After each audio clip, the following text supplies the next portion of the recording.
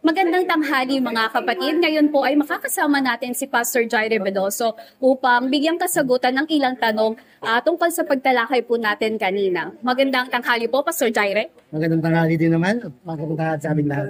Kamusta naman po kayo? Okay naman. Purihin ng Diyos sa buhay nating lahat. Maraming salamat po at napakaganda po ng naging pagbabahagi po ng inyong salita. Ngayon po ay magdatanong po ako ng dalawang tanong. Ang una pong tanong ay, paano po ba tayo lalakad sa karunungan? Paano tayo lalakad sa karunungan? Una, dapat alamin natin sino ba yung lalakaran natin, di ba? Sabi ng Biblia, ang dapat lalakaran natin ay yung may lampara. Ano ba yung lampara? Salita ng Diyos. Una, kailangan natin lakaran kasi ang mundo natin napakadilim. Kung madilim ito, ibig sabihin, kailangan natin ng equipment or bagay na para makita natin yung ating daraanan. Ito yung salita ng Diyos. Yan yung talat una. Pangalawa, syempre, kailangan mismo natin ng Diyos. Diba? Kumbaga, kung ang Diyos ang direksyon natin, papunta tayo sa Kanya, para itong isang matibay na lubid, na kung papunta tayo sa Kanya, talagang siguradong ang direksyon natin papunta sa Kanya. Ngayon, ang mundo natin ngayon ay napakadilim.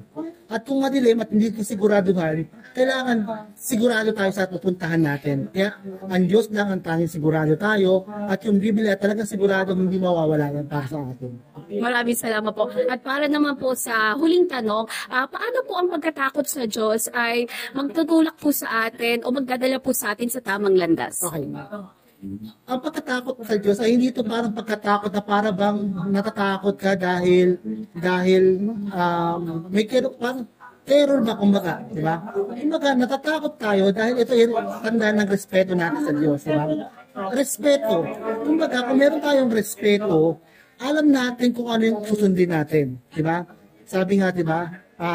The fear of the Lord is the beginning of wisdom. Wisdom kasi alam na una, tinuturuan tayo ng Diyos. Kung siya yung Diyos natin, dapat maging humble tayo. Kung siya yung Diyos natin, dapat magkaroon tayo ng puso na ng makaturo. Talagang siya yung Diyos natin. Meron tayong puso na talagang gawin yung tama. Dahil alam natin, ang Diyos ay banal, dapat din tayo mabanal.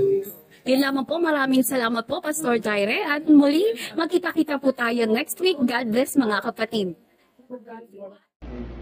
I invite everyone po to attend our Sunday worship service at 10 o'clock a.m. to 12 noon, located at number 1 Mabolo Street, San Jose, Rodriguez, Rizal.